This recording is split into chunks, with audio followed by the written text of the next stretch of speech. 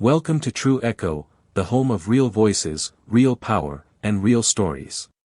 Today's story is about a quiet girl no one believed in, until the day she stepped on stage and stunned an entire school into silence. This is a journey of transformation, from mockery to music, from invisibility to inspiration.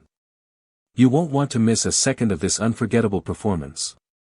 They thought it would be funny. That was the whole point of the prank. At Meadowbrook Middle School, nothing spread faster than gossip, except maybe cruelty. So when Jenia Holloway's name appeared on the talent show sign-up sheet under vocal performance, the joke practically told itself. She was the quietest girl in school, after all. The kind of quiet that made teachers forget to call on her. The kind of quiet that made other students feel safe saying things around her they'd never say to anyone else. Troy and Zeke, two 8th graders who spent most of their time concocting dares and filming each other's antics on TikTok, thought this was comedy gold. Put Jenia Holloway on the list, Zeke had smirked over soggy cafeteria nachos. Let's see what happens when the mouse is forced to squeak. They wrote her name with deliberately bad handwriting and slipped it between actual entries. No one questioned it. Why would they? Everyone figured someone had tricked her, and no one expected her to show up anyway. It was just a joke. A harmless laugh. But Genia wasn't laughing. She saw the sign-up sheet by accident on Wednesday afternoon. She had gone to throw out her lunch tray and spotted her name, scrawled in slanted, almost mocking letters. Her stomach turned, not from fear, but from something deeper. Something older. That tired, gnawing ache that came from always being the punchline to jokes she never told. Jenia Holloway didn't cry. She didn't rip the sheet down or run to the office. Instead, she tore off the corner with the date, Friday, 6:30 p.m., and walked away. The laughter behind her echoed. But something inside her had shifted. She hadn't meant to be invisible. But the world had taught her early that being unseen was often safer than being noticed. Her clothes were always a bit off-brand, a little too worn. Her sneakers had scuffs she couldn't hide. Her hair, usually pulled into a loose bun or hidden beneath a hood, was often overlooked, just like her. Her silence wasn't weakness, it was armor. At home, that armor melted slightly. The apartment she shared with her mother was small and patched together with love and duct tape. The heater groaned through the winter, and the fridge needed a chair leg to stay shut, but it was theirs. Her mother, Charlene, worked nights at the nursing home. They rarely saw each other during the week, but on Saturdays, when her mother wasn't pulling doubles, they'd share cinnamon sugar toast and gospel music at the kitchen table. Sometimes, they laughed. Sometimes, they just sat in the kind of silence that feels safe, not lonely. That was where Genia learned to sing. Not in front of crowds. Not in choirs or talent shows. In the bathroom, with the water running. In her room, under her breath. In the quiet corners of her world, where her voice could stretch and grow without judgment. "You've got your daddy's ear," Charlene would say whenever Genia dared to hum around her. "But baby, you've got your own voice." Still, no one knew how good she was. Not really. Not even her. So when the prank hit, when her name became the next thing to laugh about, she made a choice no one expected. She decided to sing. That night, she stayed up late, sitting at the kitchen table with her notebook of lyrics and half-scribbled verses. There were no speakers, no fancy equipment. Just her headphones and her courage, which trembled but held. She picked her song carefully, "Rise Up" by Andra Day. A song she'd listened to on her worst days. A song she knew like breath. It wasn't just beautiful. It was her. The quiet defiance in its lyrics, the aching hope, it matched the way she moved through the world, barely noticed but always enduring. Thursday morning came with whispers. "She's really gonna do it? Wait, she knows it's a joke, right?" Even the school counselor, Mrs. Landry, pulled her aside. "Are you sure, sweetheart?" she asked, her voice a cushion wrapped around concern. I just want to make sure you're okay. I'm okay, Genia replied softly. I want to do it. By then, the rumors had become wildfire. Students talked about it at lunch, at lockers, even in class. Phones came out. Predictions flew. Most expected a disaster. Some hoped for it. But Genia didn't care about their expectations. What they didn't know was that she had already faced worse. She had already survived harder things than their giggles and pranks. They wanted her to fall apart. Instead, she planned to rise. Friday morning crept in like the calm before a storm. The air in Toledo had a spring sharpness to it, brisk but not cold. Genia stepped onto the school bus wearing her usual hoodie and jeans, her backpack snug against her shoulders. She didn't speak to anyone. Most of the ride, she stared out the window, mouthing lyrics softly, watching the city flicker past like a music video in slow motion. At Meadowbrook, the cafeteria buzzed louder than usual. Posters for the talent night were plastered on walls, decorated with stars and glitter glue from the drama club. On the printed performer list taped beside the front office, her name was still there, number 4, Jenia Holloway, vocal performance. This time, it wasn't scribbled by a prankster. It was typed in black Arial font, laminated. The prank had become real.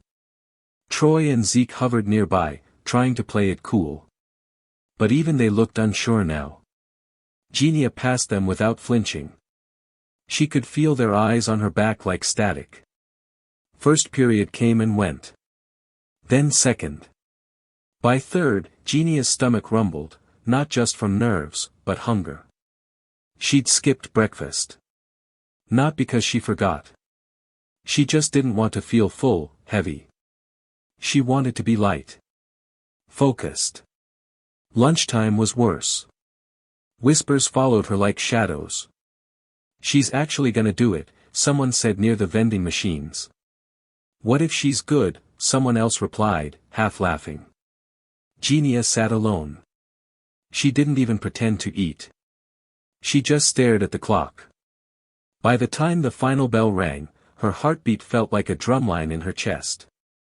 At her locker, she found a folded note tucked into the vent. Hope you kill it tonight. Don't let M scare you.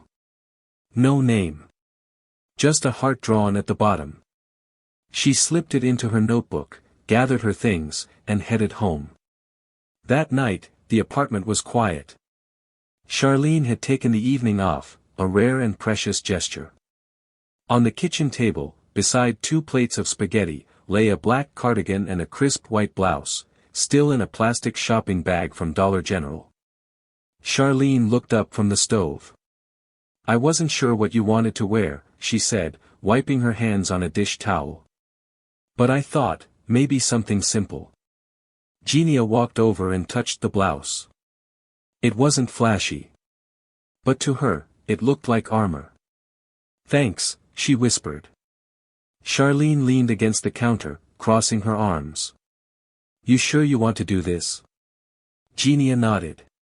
Her mother studied her face for a moment, then gave a soft, tired smile. Then they're not ready. Later, in her room, Genia stood in front of the mirror, hair brushed out, clothes laid out neatly on the bed. She practiced again, quietly, mouthing the words with earbuds in, imagining the stage. Imagining the faces. What if they laugh? What if I freeze? She breathed in. Let the fear swell. Then sang through it. At exactly 5:45 p.m., they left the apartment. The sun dipped low behind the buildings as they walked to the car, a rust-colored sedan that coughed every time it shifted gears. Neither of them spoke during the drive. Meadowbrook's parking lot was fuller than ever. Parents, siblings, students, teachers, everyone came. There were lawn chairs set up outside. Cars lined the street. People had dressed up, brought snacks, even printed programs.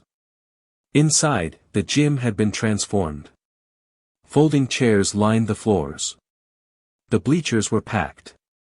A modest stage stood at the front, decorated with silver streamers and paper stars. A long yellow extension cord ran from the microphone to the back wall, taped down carefully. Backstage, Genia sat on a metal folding chair, clutching a paper number, number 4, Jenia Holloway. Her palms were sweaty. Her knees stiff. She could hear the crowd through the curtain, laughter, chatter, music.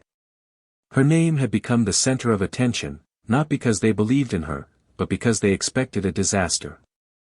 But she didn't flinch. She had already made peace with the worst outcome. Anything more than silence was a win. The show began. A drum solo. Some comedy. Lip sync. Light laughter. A few polite claps. Then the MC, a confident 7th grader in sequins, stepped up. Next up. Jenia Holloway. Silence. Genia stood. Her legs wobbled slightly as she crossed the floor. Every step toward the stage felt like walking uphill. A few snickers rose from the front row. Troy had his phone up. Zeke nudged him, grinning. She saw it all, but didn't stop. She took the microphone, both hands steady. Looked down at the taped X on the floor. Breathed in. Then she looked up, and began to sing. The first note barely touched the air. It was a whisper, delicate, unsure, but it carried. Something in its shape, its trembling honesty, made the gym pause. Phones stayed up. Smirks stayed planted. But within seconds, everything began to shift. Because the second note didn't tremble. It soared. Genia's voice strengthened, unfolding from her chest with a clarity no one had expected. It didn't sound like a 6th grader. It didn't sound like a prank. It sounded like something born from years of silence, years of burying pain under whispers and waiting for the right moment to rise. Now, that moment had arrived. The gym, packed with laughter just minutes before, fell into a stunned, breathless silence. Zeke, in the front row, lowered his phone without realizing it. Troy stared open-mouthed, forgetting to hit record. Across the bleachers, students blinked at each other, unsure of how to react. Some looked away, as if it hurt to realize how wrong they'd been. In the back of the room, Charlene Holloway pressed her hands over her mouth. She had heard her daughter hum before, sing along to gospel music in the quiet of their kitchen, but never like this. Never this raw. Never this real. Her eyes glistened with pride and disbelief. By the time Genia reached the chorus of Rise Up, her voice filled every corner of the gymnasium. It rang through the rafters. It touched the janitor in the hallway, who stopped mopping and stepped inside. It reached the assistant principal by the entrance, who stopped checking the program and turned fully toward the stage. No one moved. No one dared interrupt. She didn't perform like someone who'd been coached or polished. She didn't need to. Every word she sang was hers. You could feel it, deep, lived-in emotion channeled through every note. Her voice cracked in the best ways, powerful and imperfect, human and commanding. And that's when the magic happened. It wasn't just a good performance. It was a confession. A declaration. A transformation. When she hit the final verse, Genia's voice dipped and rose again like a tide returning to shore. The long-held note at the end, steady, unwavering, hung in the air like it didn't want to leave. Then, silence. No shuffling. No coughing. Not even whispers. The entire gym sat still, suspended. And then came the applause. It started with a single clap, Mrs. Landry, near the staff seating. Then another. Then dozens. Then hundreds. A thunderclap of hands and voices, rising louder than any performance that night. People didn't just clap, they stood. Chairs scraped back, parents rose, teachers followed. Some students jumped up without realizing it, pulled to their feet by sheer momentum. A standing ovation. Charlene stood too, both hands on her cheeks, beaming with tears she hadn't expected to cry. Her baby, her quiet, shy, invisible girl, was now at the center of something no one could ignore. Behind the curtain, one of the stage crew kids fumbled for a water bottle, wide-eyed. Another muttered, "She just shut the whole school up." Genia stood frozen. She hadn't planned for this. She had planned for silence, maybe a few chuckles. She had braced for failure, for pity. She never imagined being cheered like this. She didn't bow. Didn't smile. Just looked out, stunned, as the room, her world, shifted on its axis. Eventually, she stepped back from the mic, her arms loose at her sides. As she walked off stage, someone touched her shoulder, a 7th grade girl with braces. "You were incredible," she whispered. Genia nodded, her voice gone for the moment. She sat on the edge of a chair backstage, hands shaking around the water bottle she couldn't bring herself to open. From the stage, the MC struggled to follow. The next act, a yo-yo routine, got polite applause, but no one was paying much attention anymore. Phones buzzed with messages. "Did you see that? Jenia Holloway can sing. She's like, amazing." Zeke and Troy sat silent, slouched in their seats. Their prank hadn't embarrassed her. It had launched her. In the corner of the gym, a man with salt and pepper hair, a navy windbreaker, and a small leather notebook had been watching. He didn't clap much. He didn't take out his phone. But he turned to Mrs. Landry after the performance. "That girl," he said. "Holloway. What's her story?" Mrs. Landry blinked, still stunned. "Quiet kid. Keeps to herself. But," she let out a breath. "We've all been sleeping on her." The man nodded. "I run a youth choir downtown. Scholarships. Real training. I want her in it." Mrs. Landry's eyebrows shot up. "Are you serious?" He looked at her. "I wouldn't say it if I wasn't." But Genia didn't know any of that. She was still backstage, still holding her water bottle, still staring at her lap. Still trying to understand what had just happened. She had sung. And they listened. Really listened. The curtain rose again at the end of the show.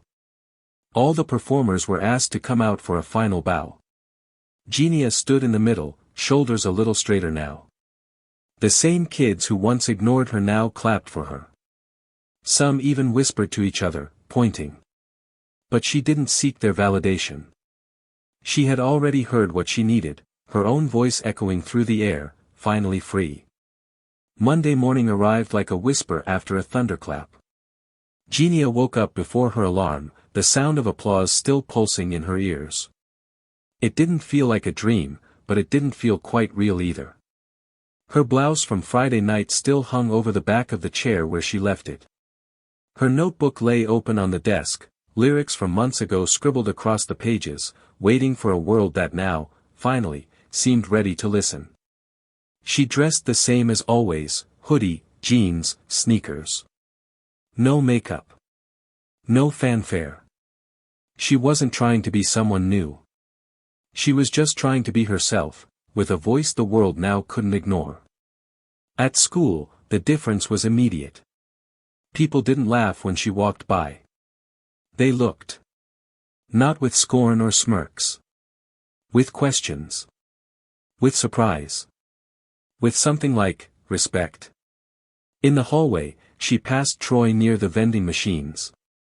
He fumbled with his change, then glanced at her. For once, he didn't say anything slick. He didn't say anything at all. Zeke avoided her entirely, ducking behind his locker door like she might call him out. She didn't. She didn't need to. In homeroom, Mrs. Langford paused while taking attendance. "By the way," she said, glancing up, "Genia, amazing job Friday night." "Truly." A few students clapped. Some turned and smiled. One girl leaned over and whispered, "You really can sing." Genia blinked, whispered, thanks, and looked back at her paper. But inside, something opened. Something quiet and strong. She wasn't invisible anymore. By lunch, 3 teachers had approached her about joining the school choir. One of them, Miss Dawson, the music teacher, pulled her aside and handed her a permission slip. "No pressure," she said gently. "But I'd love to have you in the after-school program. We're working on solos this semester." Genia took the paper, folding it slowly. She hadn't even asked. She didn't have to. The buzz hadn't faded yet. In the cafeteria, a girl from the volleyball team smiled at her across the room. Another nodded as she passed. People didn't suddenly become her friends overnight, but they saw her. They saw her now. At her locker, she found another note, neat handwriting, heart in the corner again. "Don't let them dim your light." She stared at it for a long moment, unsure who kept leaving them. But something about it made her throat tighten. Outside the cafeteria, Mrs. Landry flagged her down with a smile she couldn't hide. "You've got a visitor," she said. Genia tilted her head. A visitor? Standing beside her was the man from the gym, the one in the navy windbreaker. He extended a hand. "I'm Mr. Andre Coloulton," he said. "I direct the Northwest Youth Vocal Collective downtown." Genia's eyes widened slightly. "Oh. We offer training, competitions, scholarships. For students with real talent. And I think you've got a lot of it." He smiled warmly, not like a recruiter, but like someone who saw something worth nurturing. "I'd like to invite you to a workshop this Saturday. Just a few hours. No pressure. But I think you'd benefit." She didn't know what to say. Her mouth opened, then closed. She looked at Mrs. Landry, who gave a quiet nod of encouragement. "I'll ask my mom," Genia said finally. That's all I needed to hear. He handed her a small card with an address and phone number. "You've got a voice that can move people. I don't say that often." When he walked away, Genia stood still, card gripped in her hand like it might vanish if she let go. That night at home, Charlene sat across from her at the kitchen table. The card rested between them like a sealed promise. "You want to do it?" Charlene asked. Genia nodded. "Yeah." Charlene smiled, soft and tired. "Then we'll figure it out. I'll drive you." The next few days moved like someone had turned up the volume on her life. Teachers smiled more. Students waved. Even those who once ignored her now tried to make small talk. One girl who used to snicker when Genia walked into the cafeteria approached during recess. "So, you sing," she said, arms crossed awkwardly. Genia kept her expression calm. "Yeah. Well, you were good. Like, really good." Then she walked away before Genia could respond. And that was fine. Genia didn't need their praise. She didn't need their apologies. What she had now was her voice, and for the first time, that was enough. On Saturday morning, Charlene drove her to the workshop. It was held in a converted church building downtown. 7 other kids were already there when she arrived, some older, some younger, each talented in their own way. Mr. Coloulton welcomed her with a simple nod and pointed to a chair in the semicircle. The space wasn't flashy. The floors creaked. The walls were lined with mismatched folding chairs and music stands. But the sound was beautiful. Raw voices filled the room as each student warmed up. Genia sat quietly at first, listening, absorbing. When it was her turn, Mr. Coloulton asked, "You want to sing something familiar, or something of your own?" She hesitated. Something familiar. She chose a gospel melody, one her mother used to hum while cleaning. A simple, soul-soaked tune with no bells or whistles. She sang it without fear this time. She didn't look down. She didn't shrink. And when she finished, no one said a word. They didn't need to. Mr. Coloulton smiled and jotted something down in his notebook. "We've got work to do," he said. "But you're the real thing." And for the first time, Genia believed it. By the following month, what had once been a whisper was now a steady rhythm in Genia's life. Every Saturday morning, Charlene dropped her off at the converted church studio for choir practice. She would sit in the front seat of their old car, sipping gas station coffee, watching her daughter walk confidently through the front doors. Sometimes she'd wait in the lot. Other times, she'd drive around the block and come back. But always, she made sure to be there when Genia walked out, glowing. Inside, the rehearsals were intense, but uplifting. Mr. Coloulton didn't play favorites. He pushed every student equally. But it became clear quickly that Genia was something different. Not just good, moving. Her tone had a way of finding cracks in people and sliding into them quietly, gently. She didn't belt the loudest or run the most notes. But when she sang, you listened. Really listened. The other students noticed. Some were skeptical at first, wondering how this quiet girl with no formal training had found her way here. But that faded as soon as they heard her sing. Soon, they were asking her how she kept her tone so warm, how she breathed through long phrases, how she held back just enough to keep people on the edge of their seats. "I just sing," she'd say with a shrug. Half shy. But no longer unsure. Back at Meadowbrook, the buzz around her talent show performance had cooled, but the respect hadn't. No more pranks.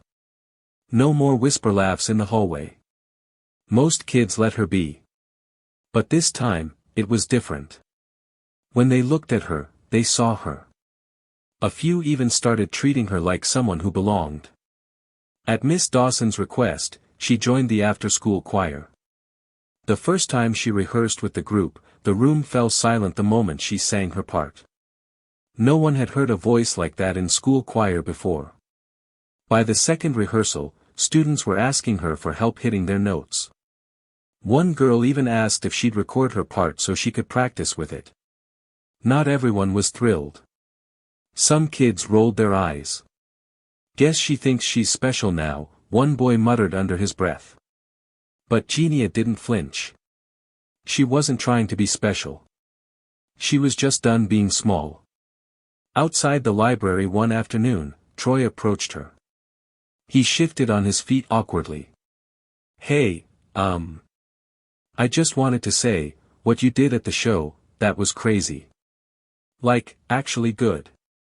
Genia looked at him, blinked slowly, and said with the calmest voice she'd ever used. "I know." Then she walked away. At home, the transformation was even more obvious. Charlene, who used to come home to a quiet apartment and a daughter lost in homework, now found Genia humming while folding laundry, asking to borrow her old CD player, and scribbling lyrics across napkins and cereal boxes. One day, while browsing a thrift shop together, Genia surprised her again. "Can we look at performance clothes?" Charlene's hand froze mid-hanger. "Performance clothes? Nothing fancy," Genia said quickly. "Just, something that fits how I feel." They settled on a navy blue blouse with a shimmer and black slacks that needed hemming. To Genia, it felt like armor. That spring, the Northwest Youth Vocal Collective hosted a community concert. Each student would perform, some in duets, some in groups. Mr. Coloulton approached Genia after rehearsal one afternoon and asked gently, "Would you like to close the show?"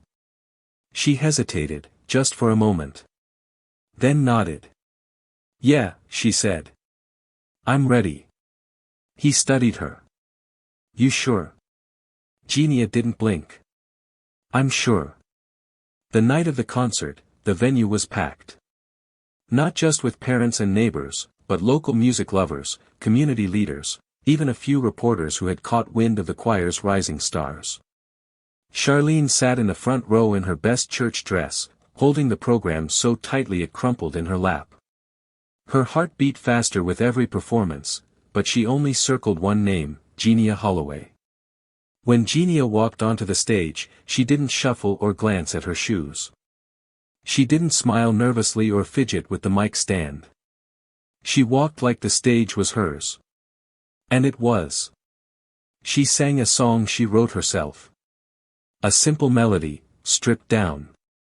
The lyrics told a story about being mocked. About being overlooked. About rising anyway.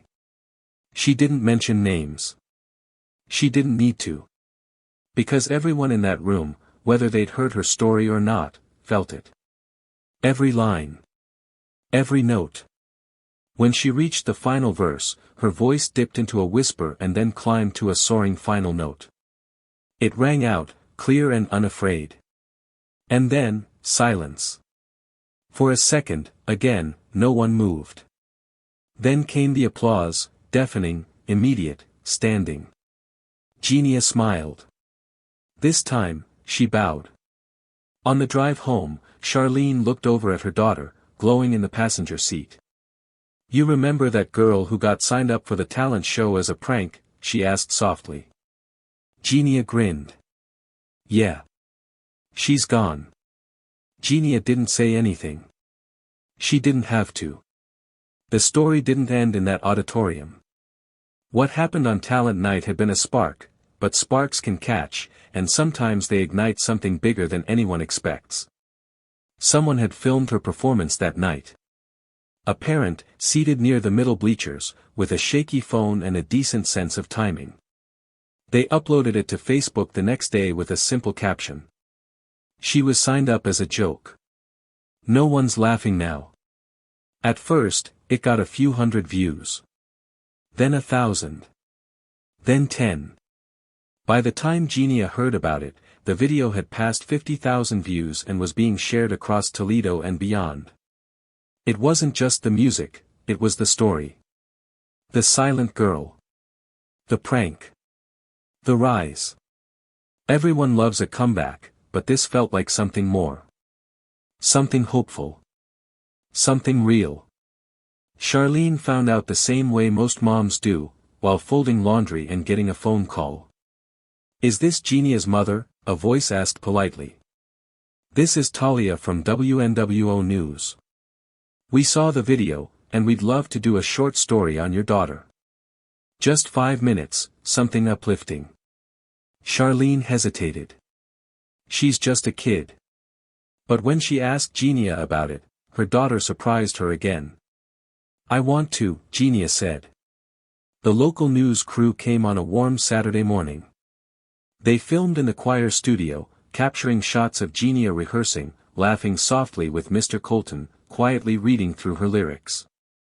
Charlene gave a short interview, sharing memories of Genia humming through her childhood, always shy, always tucked away.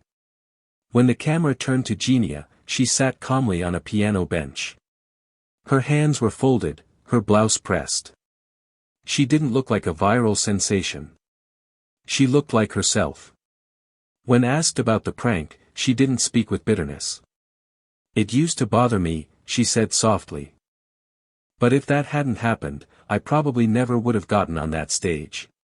So, I guess, in a weird way, I'm grateful." That quote ended up in the headline. The segment aired on Friday night. On Monday morning, Genia's inbox was full. Local music groups reached out. Vocal coaches offered mentorship. A youth summer camp for singers in Cincinnati sent her an application waiver and a personal invitation. But one message stood out, a voice teacher at a nearby community college wrote. "You've got what people spend years trying to find. I'd be honored to coach you, free of charge." Genia read the email 3 times before forwarding it to Mrs. Landry. Nothing about her life had exploded. She wasn't on The Voice. She wasn't getting record deals or magazine covers. But something had changed. People noticed. People cared. And more importantly, she believed in herself now. Still, at school, she kept her rhythm. She didn't start sitting with the popular kids. She didn't walk the halls like a celebrity. She still rode the bus, head leaned against the window, earbuds in. But this time, the voice in her ears wasn't someone else's. It was her own. Mr. Coloulton had helped her record a rough demo of her original song, the one she'd performed at the community concert. He said it was just for practice. But Genia played it back constantly, taking notes, learning her own voice as if it were an instrument she was still discovering. At Meadowbrook, the ripple effect continued. One morning, during science class, a girl whispered too loudly, "Guess singing makes you special now, huh?" Genia didn't respond. She didn't have to. When the teacher asked for volunteers to present a group project, Genia raised her hand first. She stood, walked to the front of the room, and spoke clearly. Not rushed. Not mumbled. And when she finished, there was no laughter, only silence and nods. Her voice wasn't just for singing anymore. It was showing up in other places, too. That fall, Genia was invited to perform at a citywide youth leadership event, one that brought together students from public and private schools across Toledo. The auditorium was large, with real lighting, a green room backstage, and ushers in red shirts guiding parents to their seats. Backstage, as she waited for her name to be called, a girl in a glittery red dress turned to her. "You nervous?" Genia smiled. "No. Just ready." When the curtain rose and the lights hit, she didn't flinch. She took the microphone. Looked out into the sea of unfamiliar faces. Somewhere in the third row, her mom clapped gently, holding her purse like it was priceless again. And Genia sang. Not to prove herself. Not to quiet doubters. But because the stage had become home. And her voice. It had become something sacred. By winter, Jenia Holloway's name meant more than a viral video or a one-time performance. It had become a quiet symbol of something bigger, for her school, for her community, and for anyone who'd ever felt silenced, overlooked, or underestimated. She never asked for attention. She didn't crave fame. She turned down 3 podcast interviews, ignored a producer's email from a local talent agency, and never once posted her performances herself. But that only made people more curious. Because Genia wasn't performing for the spotlight. She was singing because it was finally safe to be heard. That season, she sang at holiday events, youth conferences, a Martin Luther King Jr. celebration at a local college. Her name began appearing on programs and posters, sometimes misspelled, sometimes mispronounced, but never forgotten after she sang. She had become more than the quiet girl from the prank. She was now the voice, and people came just to hear her. But even as the crowds grew, Genia stayed grounded. She still walked the halls of Meadowbrook Middle School wearing her hoodie and jeans. She still helped her mom fold laundry while gospel played softly from their old radio. She still hummed new melodies while doing dishes. And she still watched for the other quiet kids. She noticed them now, more than ever. The 6th grader who avoided eye contact in the cafeteria. The boy who always sat alone on the playground bench. The girl who flinched when people laughed too loud near her locker. Genia saw them the way she had once needed to be seen. So she started talking to them. Not like a mentor. Not like someone special. Just like someone who understood. You like music? She'd ask gently. You write stuff? You ever sing at home? She never pushed. She just opened a door, and waited. One day, a teacher invited her to speak to a 6th grade homeroom class about courage. Not to perform. Just to talk. Genia stood at the front of the room in her thrifted sweater and pressed slacks, looking at faces that reminded her so much of her own, just a year earlier. She spoke slowly, carefully. The night of the talent show, she said, I thought I was gonna fall over. Not because I didn't believe in my voice, but because I didn't think anyone else would. She paused. I thought they'd laugh again. I thought I'd mess up. But I did it anyway. Because I was tired of hiding. I just wanted to hear myself, out loud. One girl raised her hand and asked, what did it feel like, when they all clapped? Genia thought for a moment. It felt like I was finally standing in my own shoes. That sentence landed like a pin drop. One of the teachers printed it out and taped it to her classroom door. Another teacher asked Genia to speak to their class too. And then another. She wasn't preaching. She wasn't lecturing. She was just real, and that's what made people listen. At home, Charlene sometimes just sat at the kitchen table and watched her daughter move, folding laundry, scribbling lyrics, talking about rehearsal plans. No longer shrinking. No longer hiding. Just living. One night, while watching a new video of Genia performing at the college event, Charlene said softly, "You remember that blouse? The one I bought at the dollar store?" Genia smiled. "The white one with the little buttons?" "Yeah." Charlene exhaled. "You turned that borrowed stage into your own microphone." Genia didn't speak. She just reached across the table and held her mom's hand. Because they both knew. What happened in that gym wasn't just about revenge, or proving anyone wrong. It wasn't even just about one good song. It was about a shift. In how Genia saw herself. In how she stood. In how she sang, not just with her voice, but with her presence, her truth. And maybe for someone else, watching quietly from the back row, listening from a hallway, or reading about her online, it meant something more. Because here's the truth. You don't have to be loud to be powerful. You don't have to be seen to be valuable. And sometimes, the very thing someone meant to break you becomes the reason you rise. So if you're holding something back, something real, something buried, something the world told you wasn't worth sharing, maybe Genia's story reminds you. Don't wait for permission. Use it. Share it. Let them hear you. Because what happened to Jenia Holloway could happen to any of us. And sometimes, all it takes is a microphone, even one handed to you as a joke. Genia's story is a reminder that a single moment can redefine everything, not because the world finally notices you, but because you decide to stop hiding. What began as a cruel prank became a platform. And in that space, she found her voice, not just to sing, but to live out loud. If this story moved you, we invite you to subscribe to True Echo for more stories that speak to the heart. Leave a comment to share your thoughts, or tell us about a moment you rose above the noise. And if you know someone who needs to hear this, share it with them. Because some echoes deserve to be heard forever.